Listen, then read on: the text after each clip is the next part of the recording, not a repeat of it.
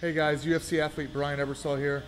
You might not recognize me if you only know me from the UFC. I used to have hair, but for those of you that followed my career before I got into UFC, before I got into the big show, very familiar look to you guys.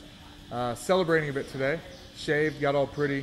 I knew I had a camera interview and a camera date today. Just accepted a job here at Tiger Muay Thai as the head MMA instructor. Quite happy. I'm glowing if you haven't noticed, and I'll be talking to you guys real soon. Again, it's been about a year of a talk, really 6 months. This last 6 months, we've had a really big chat.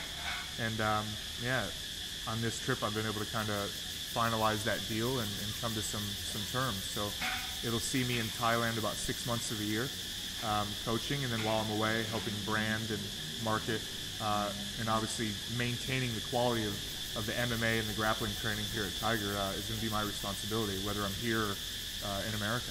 But I was struck when I first came here at just the quality of training, but also the quantity. Like, that's all there is to do when you're here as an athlete. And because of the, I guess, the social construct of Thailand, with everything being very affordable, you don't have to worry about your domestic duties as much.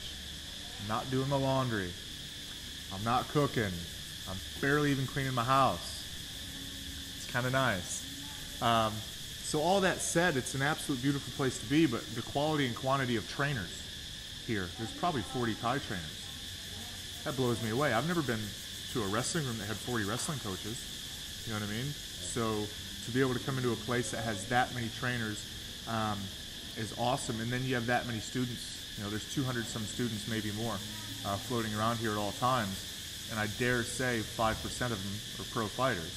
So there's usually 10 to 15 pro fighters always running around. To be able to mix amongst that and have those fresh ideas always coming and not really get stagnant with the same training partners all the time as well is helpful.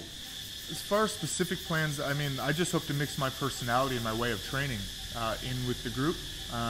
There's a group of guys that have been pretty committed, and they've been here for a year, 2 years, even more, a couple of these guys. So just trying to, I guess, infuse my training philosophy on them, which is, you know, repetition-based drilling, maybe not as much sparring as some people are used to. I definitely know from traveling the world that sparring constitutes way more of the training hour than it should, just on a whole. You get a lot of young, aggressive guys, and they just want to hit people and play.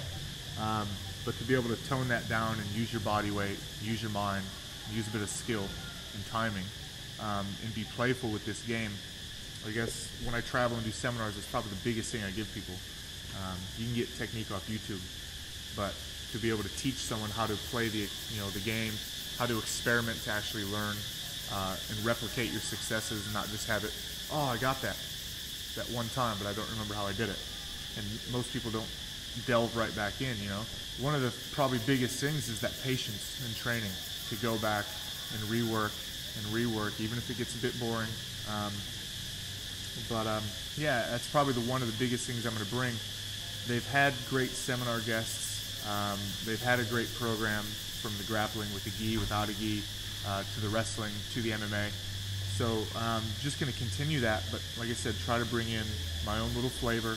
And any networking I can help them do and bring in talented guys would be great. You know, we've had guys come over for a weekend, do a seminar, share some amazing knowledge, you know, take some photos, really excite some of the camp and guests here at the camp. What I'm hoping to do, besides my training philosophy, is try to get more guys staying longer and training longer to really add value. You know, Jeff Glover was just here, but he stayed for 2 days. You know, I'd love to have Jeff Glover here for a week, 2 weeks, you know, to really grab some of these guys and show them truly with feel how he does it, not just us watching and listening.